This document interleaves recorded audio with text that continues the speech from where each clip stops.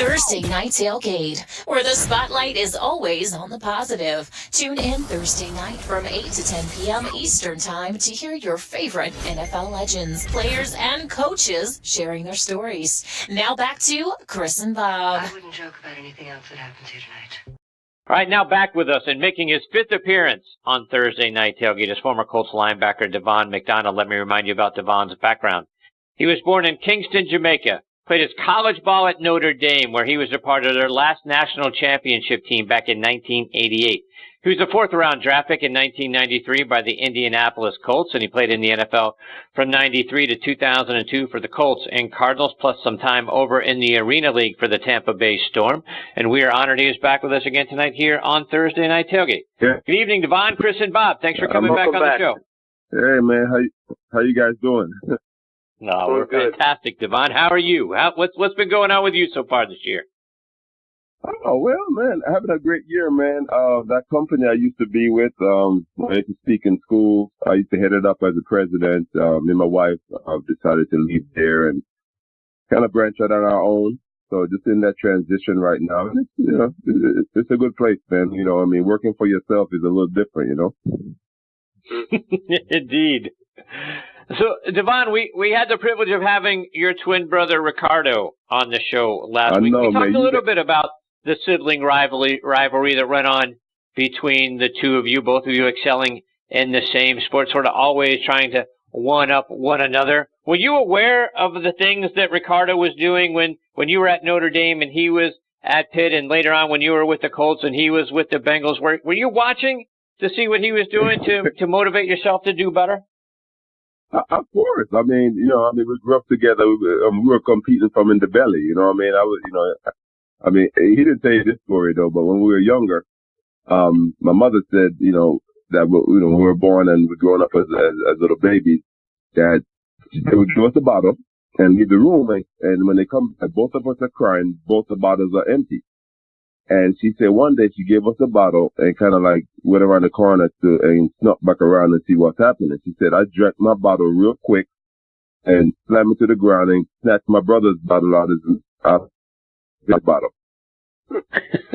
So we've just been competing since we were little babies, man. But to answer your question, yeah, I tell you what, man, he was, personally, he beat it. He beat. Because when we played him, he every bit of 10, 12 tackles and 2 sacks. Tony Rice, I had a long day when we played against him, man. But my team always beat his team, though. So at the end of the day,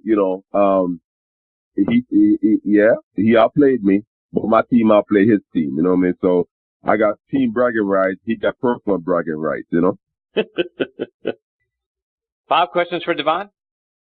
Devon, talk to us more about the student-athlete experience at Notre Dame. Notre Dame, obviously with the great athletics and all, but you did have to attend classes there, and it must have been very tough for you, especially coming right out of high school, to get used to that kind of rigors. Talk to us more about that. Well, I'll tell you what, man, and with Lou Holt, there's 3 things that Lou Holt promised me, and my mom and my dad when I was being recruited. He said, number 1, you're going to graduate. Number 2, you're going to be a national champion. And number 3, every game was going to be a national TV. And the graduation was there. He taught in the national, where most colleges, and especially at that level of football prowess, graduate maybe 50, 60%. We're touting almost 90%, And so, yeah, GA that was going to be in your classroom to check you in, make sure you're there, They had a lot of help, though. They gave us a lot of help. A lot of tutors, So if a guy is failing, you just want to fail. Because there's so much available to you, because the better student that you are, you're a better athlete. Guys that are studying in the book in class are generally also studying on the football field. So I think Lou Holt kind of knew that too. So he definitely pushed, to make sure that we're getting our grades together, which kept you eligible. But he wanted more than that for us. And he would tell us, man, just, be friends with the people. Matter of fact, we didn't have athletic dorms. We lived in the dorms with everybody else. Where a lot of schools like Miami, they said, man, we got our own place and everything.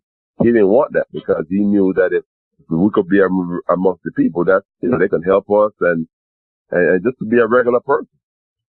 And Devon, when you got to the NFL, we've talked to so many people on the show who played under Ted Marchibroda. He was your first coach. I know you probably had more to do with Venturi than you did with Ted, but Ted seemed to be incredibly well liked from everybody we've had on the show. What did you think of him, and how would you remember him?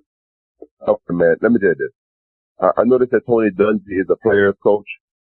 Ted was my player coach. I mean, I don't think Lou Holtz was as much a player coach as Ted was, man. So I got to say this quick story. The defensive back coach, we drank on Thursday because Friday was a light practice. So, man, we just horsing around and then, I mean, we're on the scout team and we just messing up the drill. And he came in the huddle and he said, listen, you guys better straighten this up because Ted is not going to yell at me again. And it was the first time I said, what? Yell? He said, man, he don't yell at you. He yell at us. And that's when he opened my eyes up to say, man, that's why this guy's a great coach because he know who to yell at. He yell at the coaches, which in turn yell at us. But we love him because he never yelled at us, man. I mean, he was just, and I tell you one more quick story, man, because it's real good. It's, my brother's team, we played against Cincinnati. And our preseason, man, we had a lot of penalties, right? So he said, no penalty this game, no penalty. So a guy now, he's coaching, I guess him in college, he's coaching at Kansas City, Eric Bieniemy, man. And Eric, I'm running out on the punt team, about to make the tackle on Eric Metcalf, and he pushed me in the back. I came and I went to punch a miss, and the ref threw a flag, and I came out on the sideline, man. And the first person I saw was Ted. He looked at me, and he just said, Devon, I'm so disappointed. And let me tell you something, man. If he would have smacked me in my face, I would have felt better, man. And I disappointed him, man. It just did. But he's one of the better coaches that I've had in my lifetime. And Devon, staying with your time with the Colts, 1993, the fans voted you as their Unsung Hero of the Year. How great was it to have the fans recognize you like that? Come on. And let me tell you something. Cause I'm still speaking. I spoke at the football team here in Indianapolis, Columbus North a couple hours ago. And I shared with them that, you know what, man, probably the most coveted award I've ever gotten in my life was that. I've been the player of the game, CBS, and I was the MVP of the Cotton Bowl and all that. Yeah. When the fans, these people pay their hard-earned money, right? I am the inaugural winner of the Colts. I'm the first time they ever did it, right? Voted for 57, linebacker. I mean, to me, that's an award that just speaks for itself. You know what I mean? And when I told a young man a few hours ago, I said, man, they saw that I played with passion. I wasn't the best player, but I gave the best effort. You know what I'm saying? I went all out. And so, that's the one thing people look for. That's what you control. You can control your effort. You know what I mean? So that's an effort type award. And now, when I received it, they brought me in a room, they took some pictures, gave me some cards, and gave me a big poster, and said, now go back to practice. Now they fly them guys down to Washington, D.C., man. Put them guys up in a hotel with their family, and they have a good time, man. You know what I mean?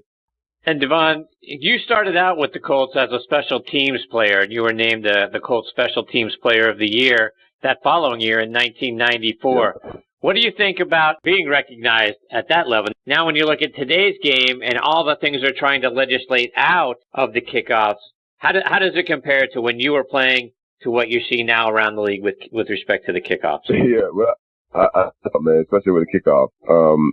I said we are suicide bombers, man. When you look at the fact that you are on a kickoff team and your job, especially the position I played, man, I was on the inside, right? I'm playing number 5 position, and my job was to break up the wedge. Now they don't even do a wedge, man. They don't do a wedge no more. The wedge consists of an average of 300 pounds.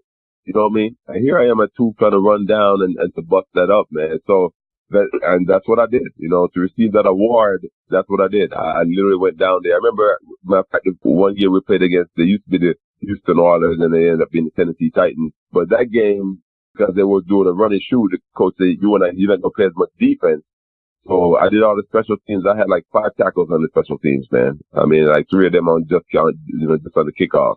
So yeah, I mean, to receive an award like that. But how it is today, I see why they make the changes. You know what I mean? Because the hits are devastating, man, and TV don't even do it justice. Because the collision, you know, especially when the wedge was going on, it just there were times when I hit the wedge, and I remember walking off, and I was literally on the brown sideline. That's when I knew that I was not on my own sideline. You know what I mean? Got a wedge, and I just got up and started walking. That was my sideline, man. So yeah, in some ways, like I said, I understand why they're doing it, but from a guy who has done it, man, you know, to me, it's like the toughness about it. Maybe they kind of deadening some of that, you know. Bob, one more for Devon before we let him go. Yeah, Devon, you got to play that 1 year in Arizona, and I was looking over that roster, especially on the defensive side, playing with guys like Eric Swan and Aeneas Williams, Seth Joyner. Yeah. These were great players. Tell me about that 1 year in Arizona. Was it enjoyable for you?